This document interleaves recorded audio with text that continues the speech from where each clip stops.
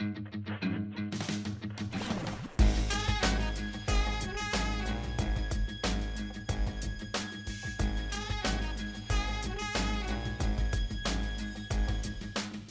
Wednesday, October 8th. I'm Adam Walsh, and this is The Signal. Today on the show, Churchill Falls, the MOU. We will cover some history, some questions about where things stand, what's unanswered, and what's unknown.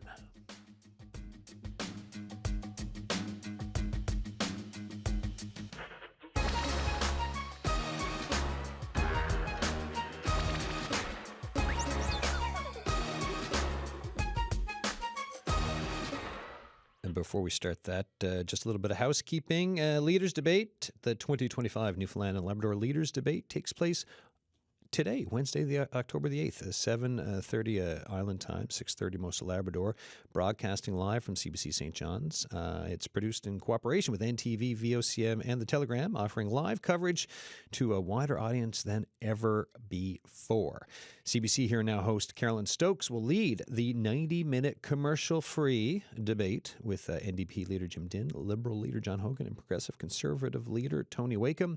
It will be broadcast live on CBC TV, CBC Radio 1, streamed on CBC Gem, CBC Listen, cbc.ca/NL, YouTube, and also the CBC NL streaming channel. I'm sure I missed 4 or 5 different ways that you can watch it, but you can find it. Oh, and there's a note. You can find it anywhere you stream CBC News.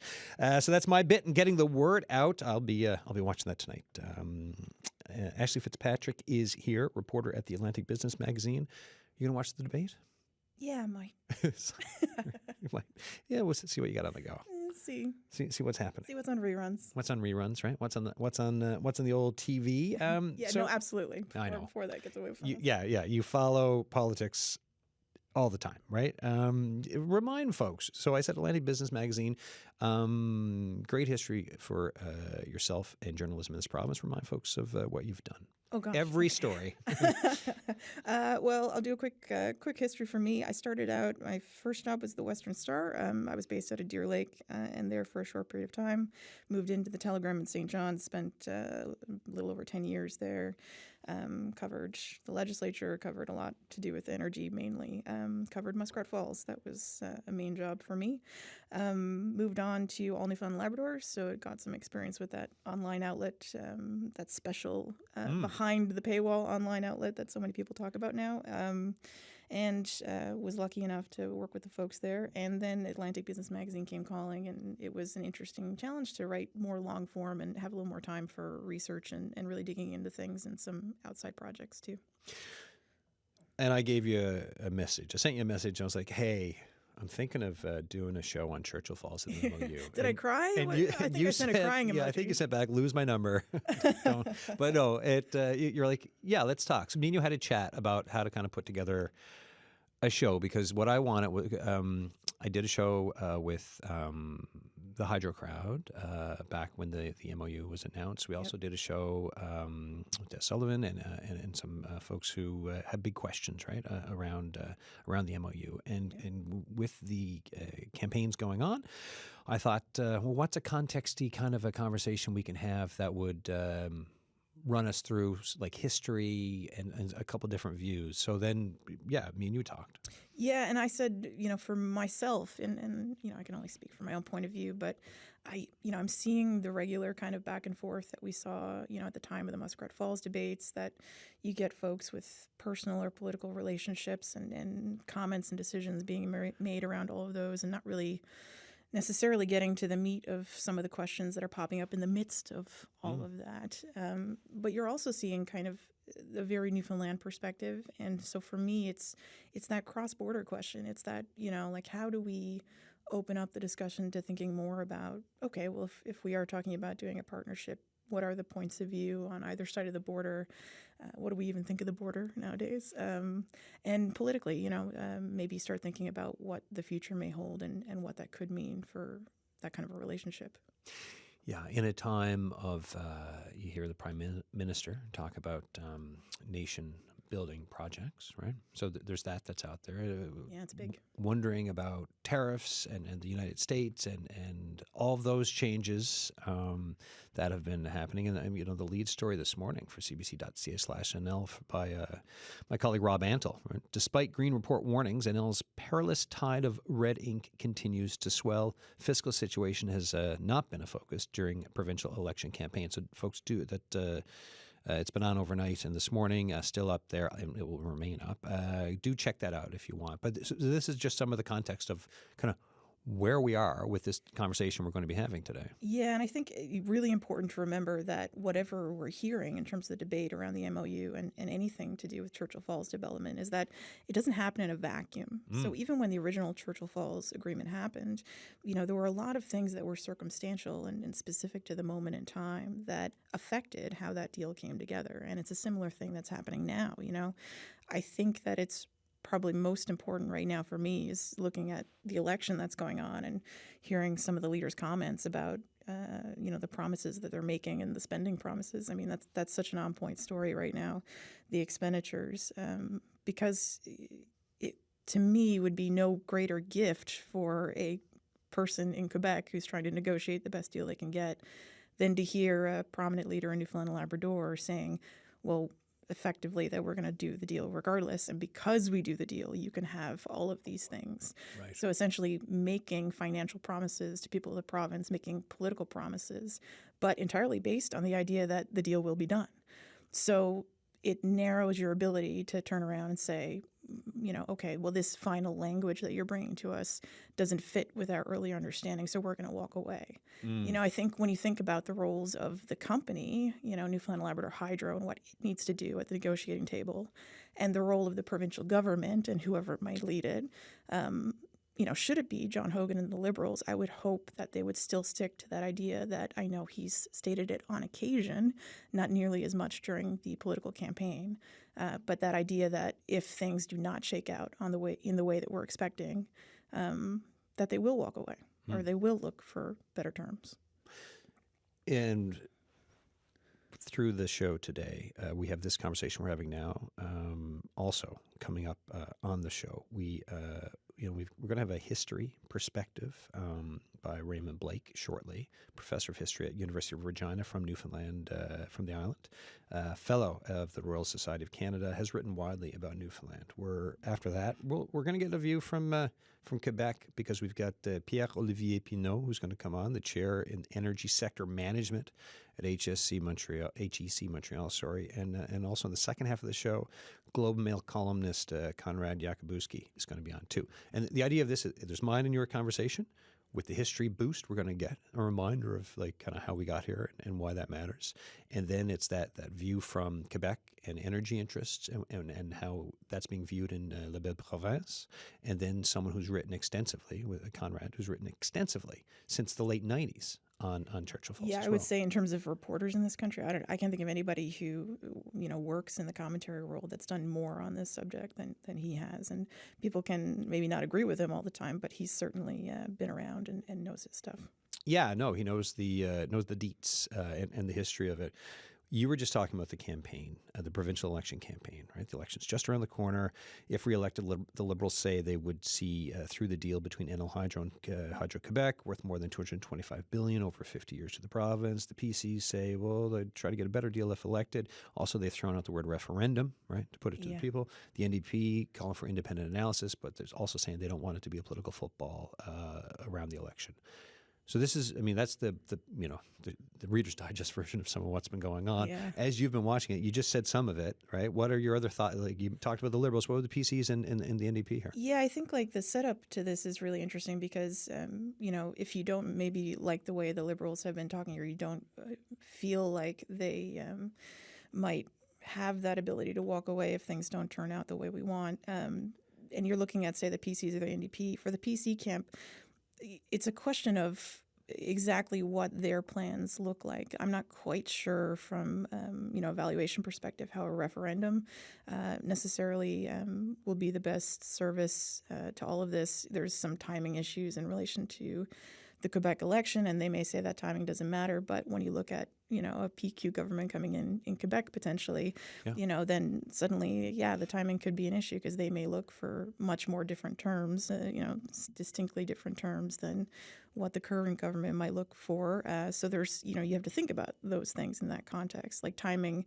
Like I said, the circumstances have meaning. There's nothing that happens in a vacuum. If you were just talking about the quality of a deal and people sitting at a table and there was no particular timeline around it, sure. But there are realities. There's realities of when people need to lock in power. There's realities for the utilities for what they're trying to do from a business perspective. And all of it starts to come into play. So, I think that we don't want to see things rushed. I mean, that was one of the lessons from Muskrat Falls, but I still do think that it's an open question as to what the proper mode of evaluation or satisfying the public would be. I don't have an answer for that. I've thought a lot about it, and I still kind of come to that question mark of who has the ability to look at the immense amount of information and all of the detail involved here, so has enough expertise or ability to bring in expertise, and also isn't tied to one province or the other in a way that would make it acceptable to the people on both sides. That's a challenging thought. Yeah, no, it really is. All right. So you're going to be with me. We're going to go to our first of the called guests. But anytime you got something to say, chime in. Or I also do, like, at the end of it, when I talk to people, I come back to the main guest in the studio and say, so what did you think about what they had to say? So, this is the process for today. Right. But if there's something with any chat, do feel free, because it's your mic's on the whole time. I mentioned Raymond Blake, professor of history at the University of Regina, fellow of the Royal Society of Canada, has written widely about this province. Books such as Where Once They Stood, Newfoundland's Rocky Road to Canada, Lions or Jellyfish, A History of Newfoundland-Ottawa Relations, Canadians at Last, Canada Integrates Newfoundland as a province. And, sir, the pride of Hermitage, am I right? Yeah, it's a fight between Hermitage and the resettled community of Pushthrough. So I claim both. There you go. Both can have you. How you doing? I'm doing great, and thank you very much, Adam, for inviting me this morning. Look, thanks for coming on the show. Thanks for starting your day with a yak back home on the radio for Newfoundland and Labrador. When we look at, you're here for the history bit, right? To offer a bit of a glimpse into politics historically, the role of development projects, and some struggles we've faced over the years. When I look at Churchill Falls and the history of it, I believe you've referred to it in the past in your writing as quote, a low, dishonest episode in the annals of Canadian federalism. Can you expand on that? Yeah, sometimes you write stuff and then someone repeats it to you later and you say, oh my God, what did I say? But yeah, and of course we're seeing the same sort of thing now across the country, particularly with Alberta and the shipping of oil. And the Constitution is very clear. You can move things across borders pretty easily for the most part. And, railways go, highways go, and so on. And there was a real plan in the 1950s, around the time that Churchill Falls was being developed, that John Diefenbaker decided, what we need is a national electrical grid, and we could, with the time zones and so on, we could move electricity across the country, and this be sort of like the Trans-Canada Highway.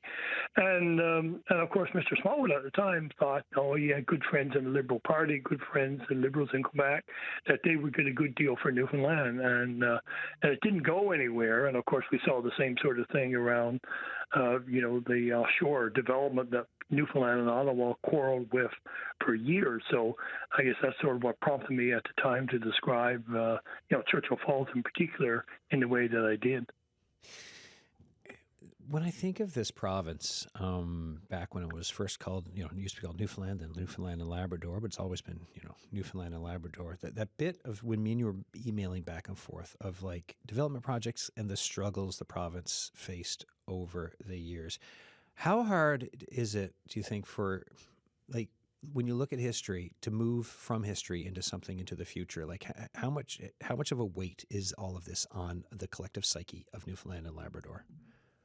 Well, I wrote a little piece after the 1921 election, and I wasn't in Newfoundland during that election, but I follow it and I write about it, and I call that sort of a campaign of 2021, a campaign of hopelessness. And really, there were no big issues. Nothing was really defined. And the turnout was the lowest I think we had seen, in Canada in recent elections in Newfoundland. And even in the most recent election, I think in places like New Brunswick and the PEI, 78, 79% of people turned out to vote in 2025. And in Newfoundland, it's 65%, which I think was among the lowest in the country.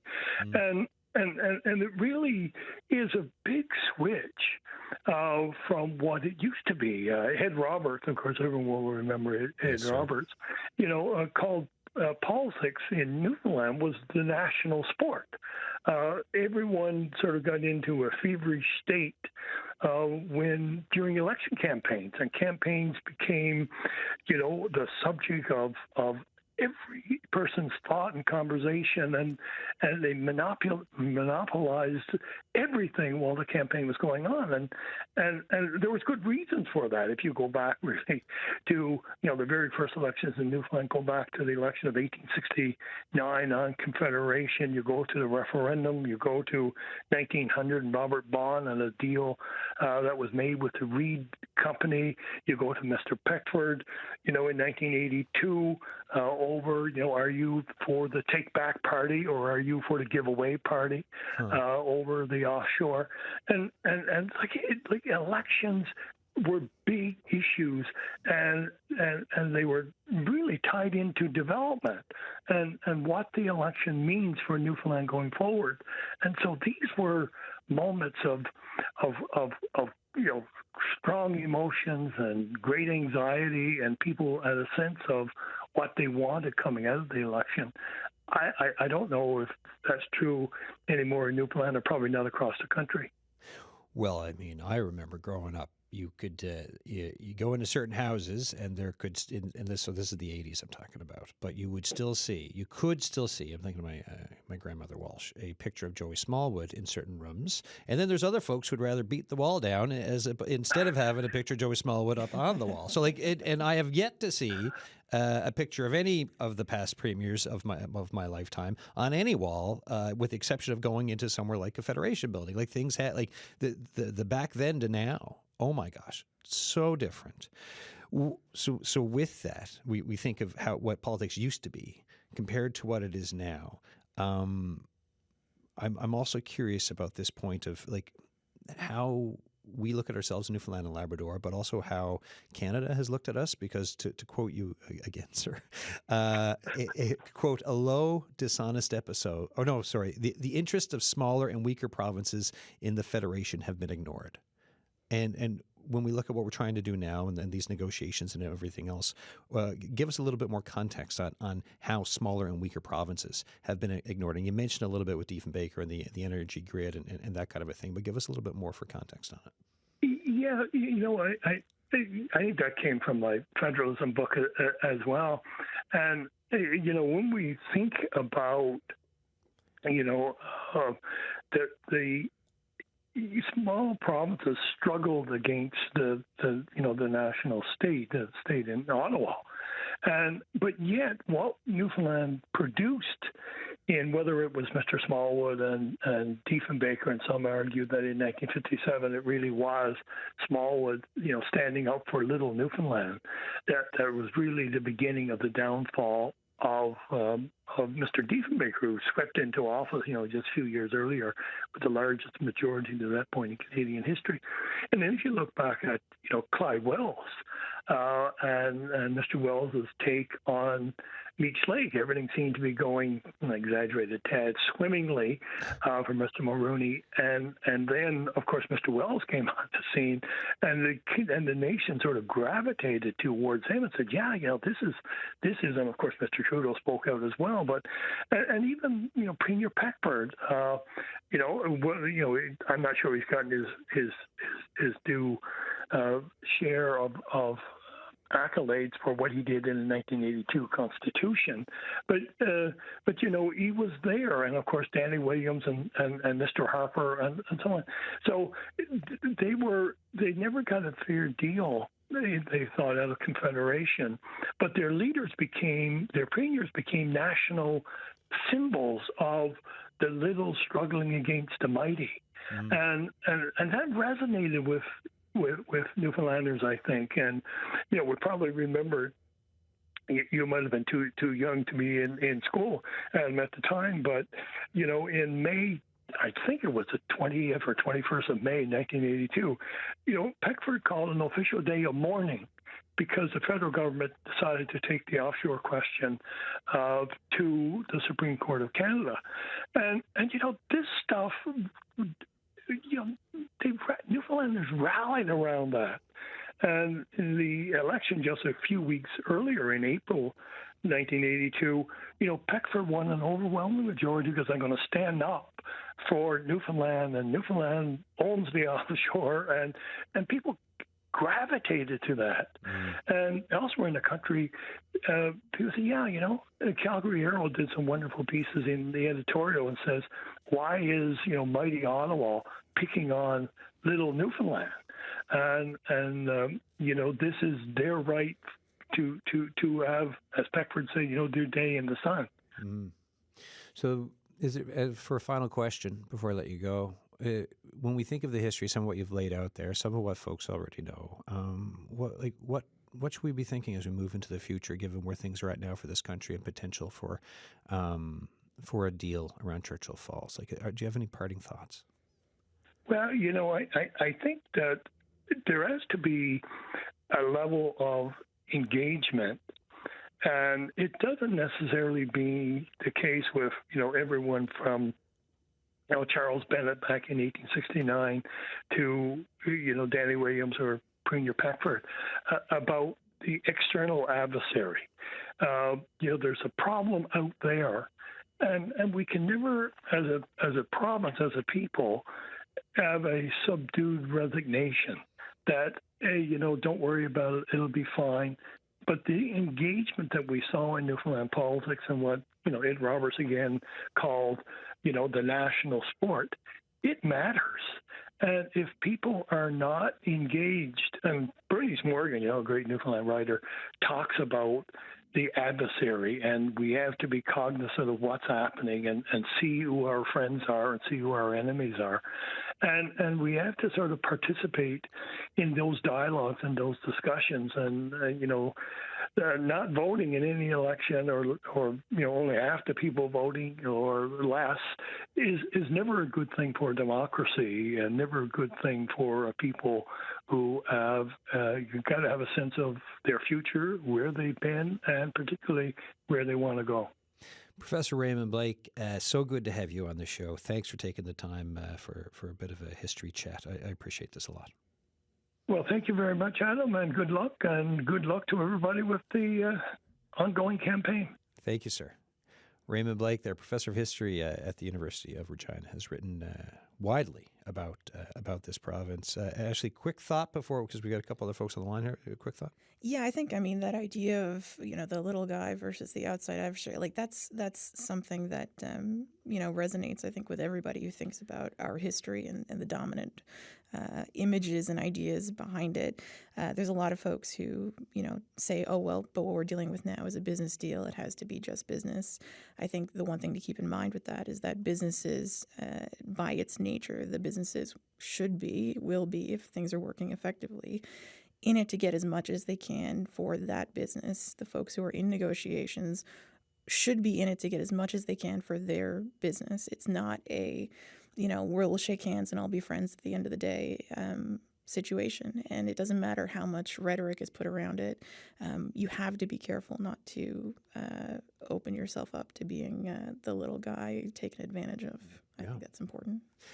I wanted to get the view from La Belle Province. We have Pierre-Olivier Pinault on the line. Hello, sir. How you doing? Hi, I'm good. Thank you. And yourself? Oh, excellent. Thank you. Thank you for coming on the show. So, sir, you're the chair in energy sector management at HEC Montreal. I was just wondering if we could just start with When you look at Churchill Falls, just how much energy is Quebec getting from Churchill Falls? Like, how much does it mean to for Hydro-Quebec? It means a lot. It's 15% of our energy production is coming from Churchill Falls. It's 30 terawatt hours of energy every year. During the good years of Hydro-Quebec, it could basically be equivalent to what Hydro-Quebec was exporting to the U.S. But the last 2 years, we've been exporting. Hydro-Quebec has been exporting much less because of low rainfalls, so little water coming in our reservoir. So now it's really helping the Quebec system in being supplied with electricity. But it's a big chunk, and especially since the price is still extremely low. As you know, it's 0.2 cents per kilowatt hour for something in the market at a value of 5 to 6 cents per kilowatt hour. So the profits for Hydro-Quebec are huge, and the New Deal will basically, resolve the issue, the long-standing issue on prices, because the New Deal, if it is signed, will basically raise the price to a decent level for Newfoundland and Labrador. Why is this deal so important? Because you talked about, the sail south, low reservoir, so some of it's been going to Quebec. But then when we look towards the future, so I'm thinking like AI, data farming, AI needs, population growth needs. Why is this deal so important to be reopened now as opposed to 2041 for energy needs for the province?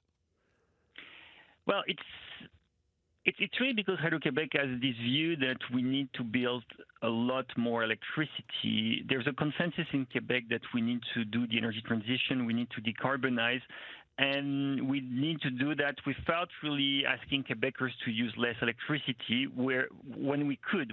We are huge consumers of electricity. There's a huge energy efficiency potential in Quebec that I personally think we should tap before building new dams and creating new wind farms. But that's not the view the government and Hydro-Quebec are taking. Yes, they want to do some innovations in terms of, and progress in terms of energy efficiency, but they still think we need to produce a lot more electricity to electrify heating, transportation, decarbonize industries, and try to attract new industries, like you said, data centers, maybe hydrogen producers. If we want to produce green steel, we'll need hydrogen, so that will require electricity. So that's why Hydro-Quebec is so keen in developing Gull Island and renewing Churchill Falls and developing Churchill Falls to make sure they have access to additional quantities of electricity for future plans. If this deal didn't happen, right, and if all of a sudden that power wasn't available, and I know it's very difficult for Newfoundland and Labrador to find other dance partners for selling electricity given geography, but if that electricity wasn't there, what other options are there for Quebec? Well, I mentioned the one that nobody's really talking so much about, energy efficiency. We could reduce our energy consumption and probably free 20, 30, 40 terawatt hour of electricity from basically our buildings and commercial and industry energy efficiency. That would be a culture shock because we're not used. We're Canadians. We love to use energy and electricity. So Quebecers are not different from other Canadians. We use a lot of energy. I'm just going to interject because it's. I think they are a little bit different from other Canadians in the sense of not only have they had an abundance of energy at their fingertips, they've had it at very cheap rates. So it's almost incentivized in that sense to use more for electricity. Yes. Yeah. But so basically Quebec is not different from Manitoba or BC in the sense that we have a lot of cheap hydro, and we are using more than the average Canadians in terms of electricity. But in terms of energy overall, we're not using more energy in Quebec than in other provinces. There are only two provinces that stand out in terms of energy consumption out of other provinces. It's one. They use 500 gigajoule per person per year, when the average Canadian in other provinces uses 200 gigajoule.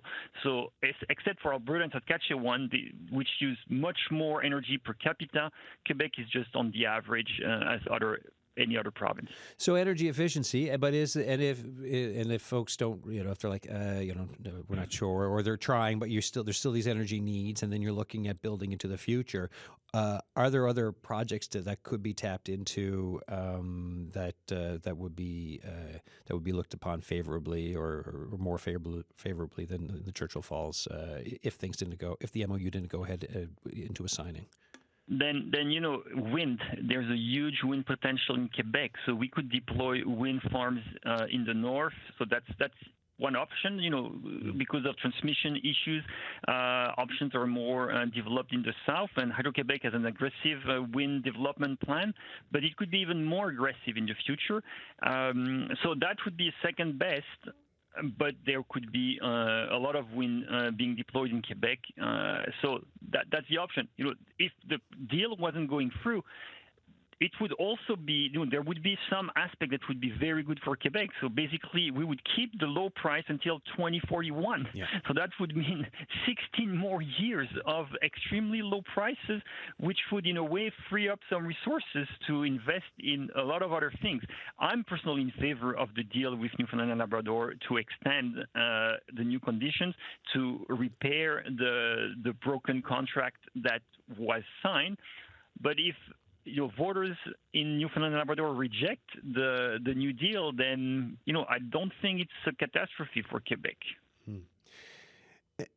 How's the deal being? Like, what's the mood around the deal in Quebec that you've seen so far for looking at it, especially given the popularity of the current government and possibilities on election sides on the Quebec side of things?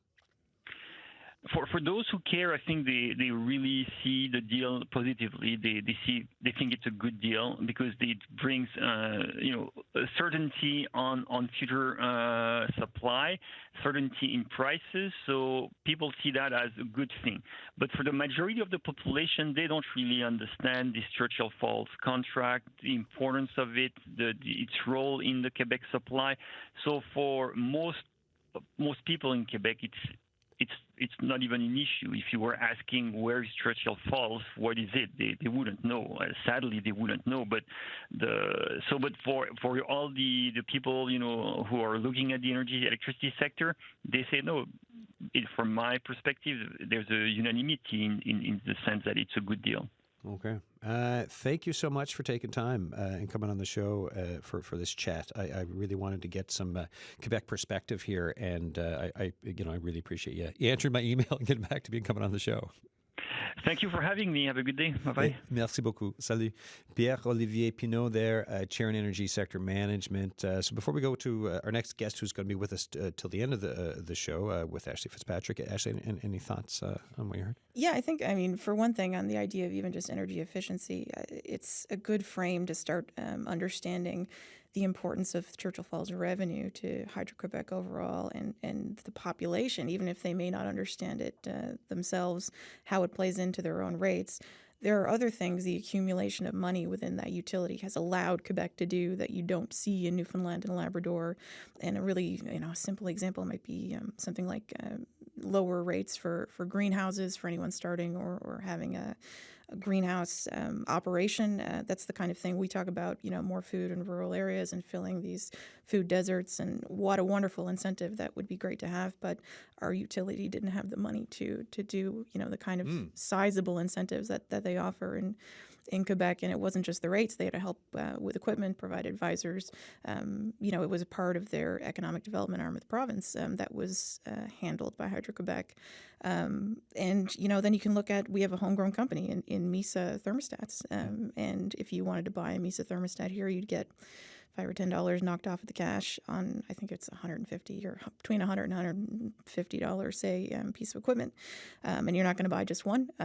If you're getting into it in Quebec, if you go to purchase those thermostats, you have an option to also sign up for a program under Hydro-Quebec where those thermostats will be effectively free, and you will be part of a program that will adjust the energy into your home at times of peak demand, so you can potentially save up to 20% on your energy bills without missing a beat. You've paid nothing for smart thermostats that are now installed in your home, and you're saving up to 20% on your bills every year just by a program that Hydro-Quebec operates that we've not even considered here because of the money involved, the cost involved in getting into that kind of operation with our utilities. So, there are things like this that permeate through our lives that money within the utility and money within the provinces, you can't understate how important that can be. Yeah. Joining us on the line now, Conrad Yakubuski, Globe and Mail columnist based in Montreal. Sir, how you doing? I'm fine. How are you? Good. Remind us, when was the first? What year was the first article you wrote on Churchill Falls? 1996. Okay, I was 16, so not yesterday. Okay, well, that's when Brian Tobin began his crusade to renegotiate the contract. So I had taken over then as the ROB Report on Business correspondent in Montreal for the Globe and Mail, and Mr. Tobin came and gave a speech in the city and said that contract will be renegotiated one way or another. And so that was my introduction to Churchill Falls, and I've been following it ever since. A couple of the recent items you wrote. June, great headline here, Hydrodynamics, how Quebec and Newfoundland overcame a century of hurt to reach a new deal on Churchill Falls. The more recent one from September, I was looking for the headline, and here it is, Newfoundlanders can't afford to say no to a Hydro-Quebec deal. As you've been watching this, like when you first kind of heard about the MOU and thinking about the history, like where did your thoughts go about just what this moment could mean, and then just curious, like what things could mean for the country if an appropriate deal is struck by whoever the next government is for Newfoundland and Labrador. Well, the origins of that piece in June, which was over 6,000 words, was this very fact that I've been covering this for 29 years, and I have watched every premier of Newfoundland and every premier of Quebec try to do something on this. And obstacles were insurmountable every time. And the fact that they got this far with an MOU should not be understated. I mean, it took a lot to get there, and that's why suggestions that it's going to be easy to renegotiate or get better terms have to be considered. You have to think deeply about how long and how much work it took to get here to think about what comes next. So then, and I'm going to put this, Ashley Fitzpatrick is with me as well. I'll put this to both of you. For what you've both been following, if we're looking at an MOU in terms, and you've got this history between Quebec and Newfoundland and Labrador, what is it that, what more can be done to have people understand what is a very, very complicated deal and what it can mean? Like, because oftentimes communication's important. Ashley, because I know you have thoughts on this. Yeah, I think for me, the communications have been a bit of an issue on the Newfoundland and Labrador side. I don't think you're going to get a case where everybody understands the full extent of what's being offered in this deal. And the one thing I will say is that the references that are often made from Jennifer Williams and some of the folks at Hydro to go and read the MOU doesn't help most of the population. I read the MOU, and there are parts of it that I found extremely difficult and had to refer to people more knowledgeable than me to wrap my head around it. And that took quite a bit of time that I know most people wouldn't invest, and I'm thankfully getting paid to do it on occasion. So, the idea that anybody could go out and read the MOU and understand is a bit silly. I do think there's opportunity, though, to get a little more pointed in terms of pulling out those questions that come up repeatedly and providing maybe some more fulsome and plain language answers. Places like the Hydro website, where now you see responses that are a couple of lines long to what seem like pretty pertinent and clear questions from a layperson's perspective, could be more fulsome. And you could get some folks, from outside of the utility start to really try and mind the people in the community who are seen as maybe a little less partisan, but also knowledgeable, who could weigh in on some of those things. If they are, as you say they are, then there wouldn't be a problem in that. Conrad, any thoughts on your end? Well, there's one aspect that everyone is going to have to accept. There are unknowables in an agreement that lasts over 50 years. And the big unknowable is the future price of electricity.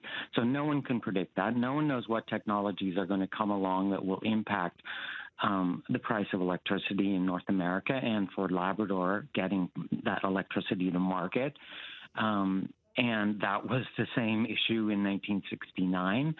So the suggestion that Hydro-Quebec is not paying enough, or it's impossible to answer that question.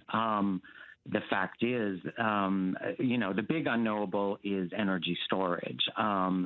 Energy storage, if it becomes scalable and price competitive, will change everything. I mean, projects like Gull Island will become redundant because energy storage will allow you to really harness the potential of renewable wind and solar to the maximum in North America, much closer to markets. I mean, the incontrovertible issue is that Newfoundland and Labrador is extremely far from any consumption market. I mean, even getting that to southern Quebec.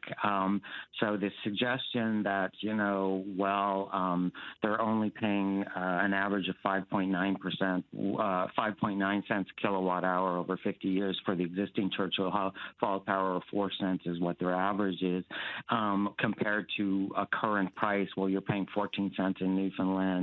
We're paying 8 cents in Quebec. I mean, but in the States close to the border here, they're paying 15, 20, 25 cents a kilowatt hour.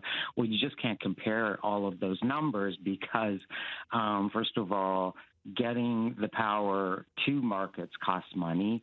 And the fact that we don't know what is coming in between now and the construction of Gull Island in terms of new capacity. I mean, you've got Donald Trump in the United States, so the suggestion that we're going to be moving much more quickly to net zero or all renewable power has obviously going to be pushed back a large number of years. We've got Ontario that is promising to invest heavily more in nuclear power, but I mean, the fact that they're not going to be, the cost of that is going to be on the surface extremely high. So they're going to be relying on natural gas in the interim to meet that. And if natural gas is still part of the equation on a competitive basis, I mean, Gull Island can't compete with that. So there's all of these variables that figure into this that makes it really impossible to predict where things are going to be 50 years from now. And so that's why the agreement tries to make, give certain guarantees to both sides. I mean, Newfoundland has guarantees of a set revenue stream on Churchill Falls that begins retroactively to January 1st, 2025, that goes for 50 years, and that's $180 billion in nominal dollars, $33 billion in 2025 dollars. And then on Gull Island, you've got a return on equity ranging between 8 and 9%, and a price projected to increase 2% annually. Total cost covered, so there's no liability for Newfoundland Hydro in this, unlike Muskrat Falls, which required 2 federal bailouts.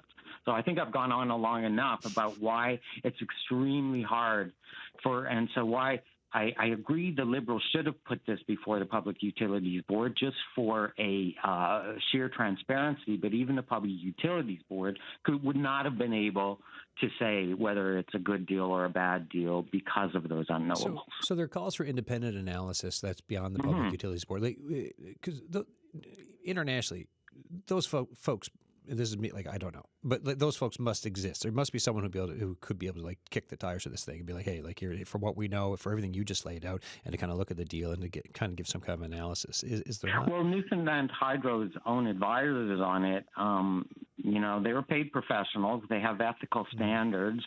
They would not have, recommended the deal if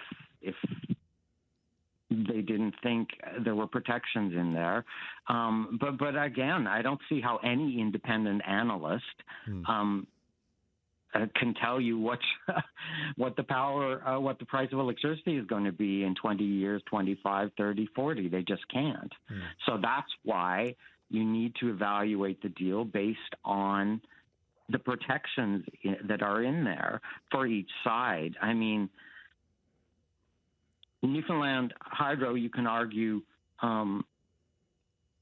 is not getting, or this is the criticism that they're not going to benefit as much if there's an upside, but there's no downside for Newfoundland Hydro in this, other than maybe the opportunity cost of this idea that there will be other options for developing Gull Island, that there would be other buyers for that power, that there would be other companies coming in. Listen, Gull Island is not a new idea. It's been on the table for decades. Newfoundland governments of all stripes have talked to outsiders about developing that resource.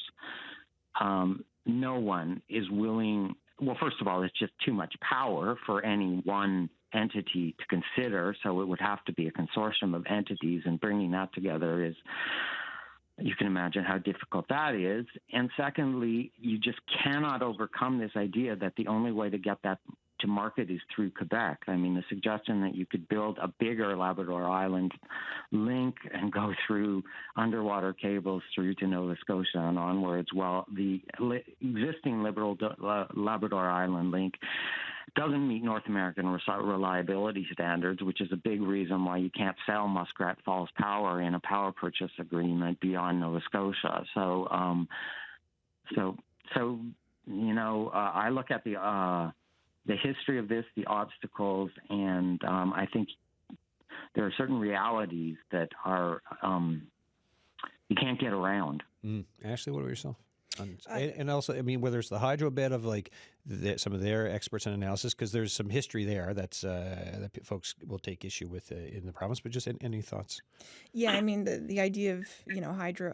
One of the major hurdles here, and I think this is what we're running into again and again, is because of the experience with Muskrat Falls, that people simply don't trust the utilities and they don't trust the governments. And frankly, it's inappropriate for the utilities to turn around and just say, "Trust me." It's just not something that the people should be asked to give them is blind trust. So when these questions come up, that's what I mean about the idea of maybe pulling out some of these more pertinent questions and finding ways that we could sort of arbitrate those publicly in some form or fashion that can potentially satisfy people a little more, because the internal advisors on Muskrat Falls, these independent operators, there were multiple who provided advice, provided input into the Muskrat Falls project.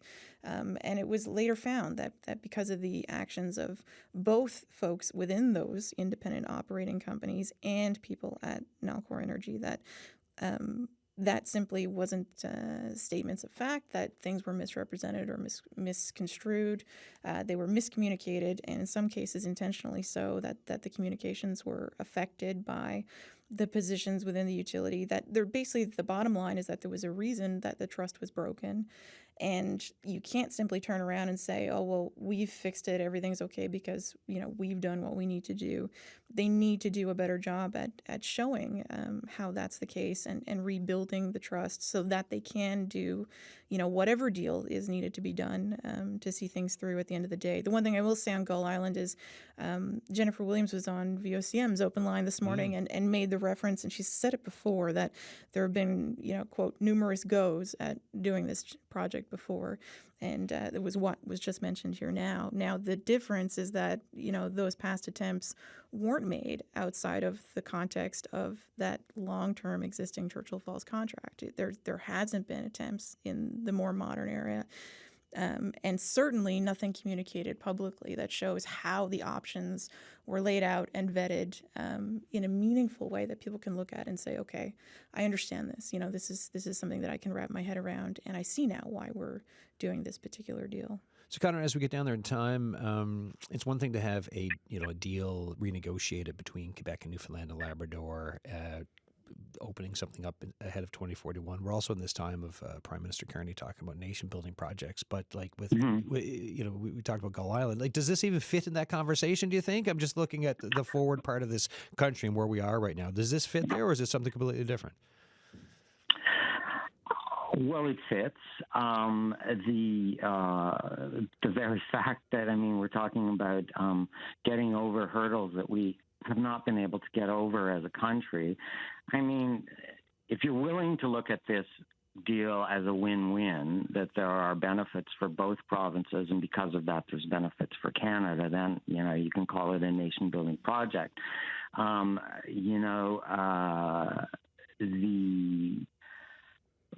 The transmission line that would be required, the additional transmission line, that is something that is on the initial list of possibilities for the Major Projects Office. That would be, Quebec would assume the responsibility for building that line. The project itself would be separate, but we're not at the point of talking about, Ottawa designating a power corridor through Quebec, but just as we're not talking about Ottawa designating a pipeline corridor through British Columbia. Yeah. So, or a pipeline corridor through Quebec, in the Plan B of Energy East. That is something I don't see the federal government entertaining, any kind of federal government.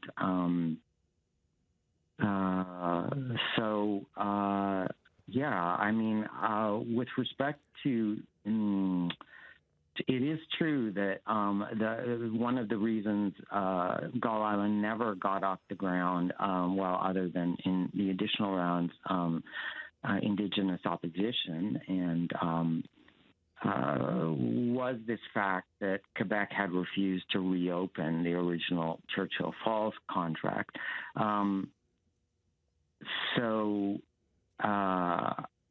The fact that it is reopening the original Churchill Falls contract, I think can't understate how much of a concession that is in Quebec, because you're giving up a guaranteed profit geyser for the next 16 years that, as Pierre-Olivier Pinault stated, could finance a lot of development in Quebec. Hydro-Quebec's profits will suffer because of reopening that contract. And so it's a target for the opposition here, which has argued that, the government is giving too much away by reopening that contract. So it's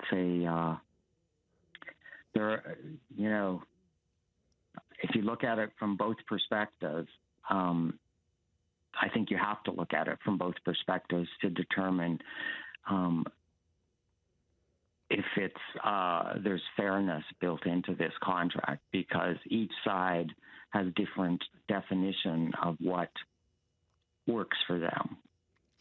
All right, sir. We're just about out of time. I just want to say thank you so much for coming on the program. I appreciate it. I know you're a very busy person, so Conrad Yakubuski, thank you. Well, thank you. Good luck. All right, have a good day. Cheers. Conrad Jakubuski there. Globe Mail columnist with 1 minute left. Final thoughts, Ashley Fitzpatrick. Oh, I just think if there's any final thought that I have, it's good luck to everyone involved. I feel like there's a lot that could be done on communications, but fundamentally we seem to be in a place where I think the first step would be to address the political end, before you even get into the details of the contract. Where does this stand politically? And right now, I think what you need political leaders who are going to give the public confidence, and this is all across the board, all parties, give the public confidence that whatever is coming in the details of these negotiations, because what's in the MOU is not all of the detail, whatever comes in final contracts that are proposed, that if that's not what seems appropriate, if that's not what we were going for post-MOU, that we will walk away. And I think that that's the starting point that needs to be set. And anybody deviating from that is simply setting us up for something that no one's going to want at the end of the day. Thank you very much for this. I appreciate you coming in. That's it, folks. That's it for today's show. Thoughts on today's show? The Signal at cbc.ca. Signal line, give us a shout. Leave a message, 709-576-5260. Tomorrow, we're going to talk about seniors right across Newfoundland and Labrador. We will have different seniors and from different groups weigh in on provincial election issues and what they think the government should focus on as we keep pushing towards talking about voting and the election and platforms and the issues that will impact us all as we look for the next government to lead us into the next 4 years. Cheers.